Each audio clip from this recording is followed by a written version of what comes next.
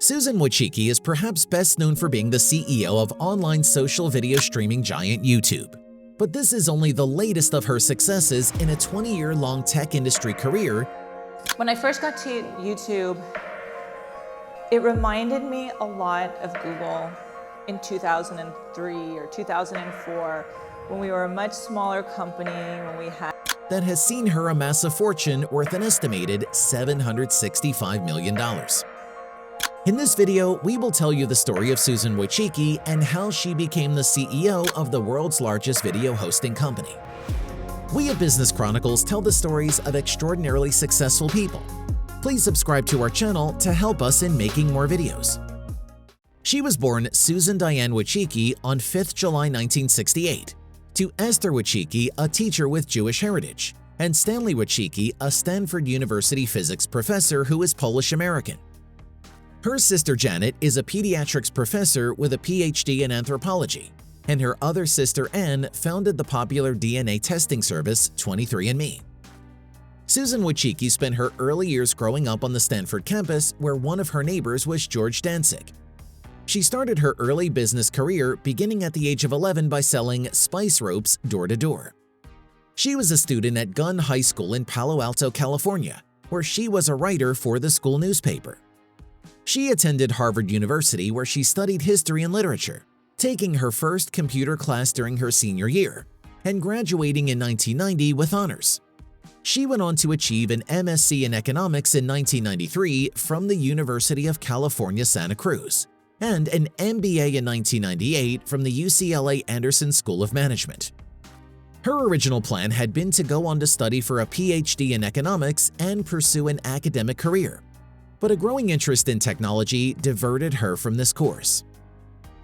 Larry Page and Sergey Brin incorporated Google in September 1998, setting up in the now-famous garage in Menlo Park owned by Wojcicki's parents.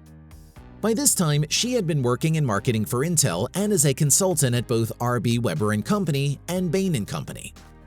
In 1999, she moved on to become Google's first marketing manager, where she was instrumental in creating the company's first Doodles. She also assisted in the creation of a longtime company logo alongside designer Ruth Ketter and worked on its first viral marketing initiatives. She also co-developed and launched Google Image Search with engineer Huikan Zhu.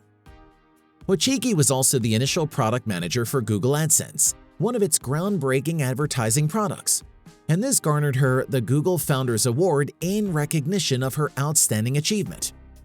This led to her promotion to Senior Vice President of Advertising and Commerce, where she was responsible for overseeing the company's advertising and analytic products, including AdWords, AdSense, DoubleClick, and Google Analytics.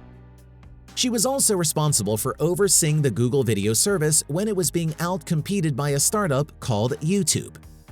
In response, Wojcicki recommended and then shepherded through the $1.65 billion acquisition of YouTube in 2006. Then handled the $3.1 billion acquisition of DoubleClick during the following year. Wojcicki became YouTube's CEO in February 2014. The year after, Time magazine called her the most important person in advertising, and she also made its list of the 100 most influential people of the year. In a later edition, the magazine heralded her as the most powerful woman on the internet. Under her leadership, YouTube's engagement numbers rose to 2 billion logged-in users per month and 1 billion viewing hours watched every day. By 2021, the company had paid out more than $30 billion to its content creators worldwide. The business offers localized versions in 80 languages and 100 countries, and the number of female employees at the company has risen from 24 to nearly 30% on Wojcicki's watch. As CEO, Wojcicki has focused on new experiences and applications catering to users interested in family, gaming, and music content. The company has also developed 10 forms of monetization for its creators under her leadership, including Super Chat, Brand Connect, merchandise, and channel memberships.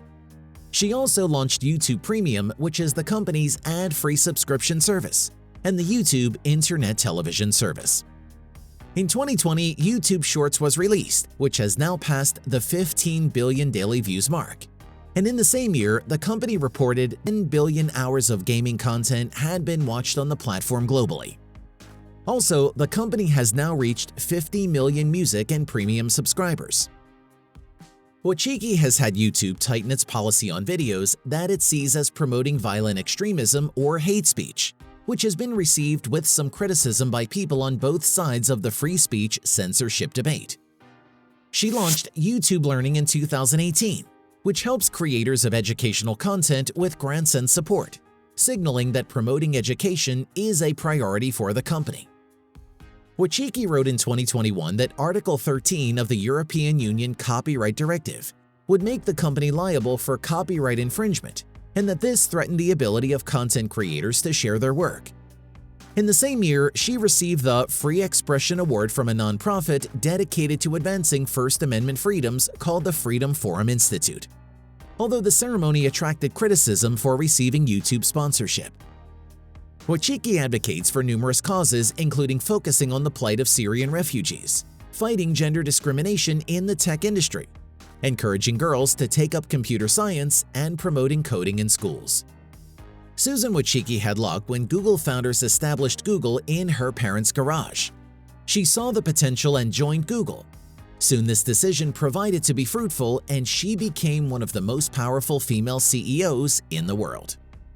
Thank you for watching our video. Subscribe to our channel to watch more videos like this.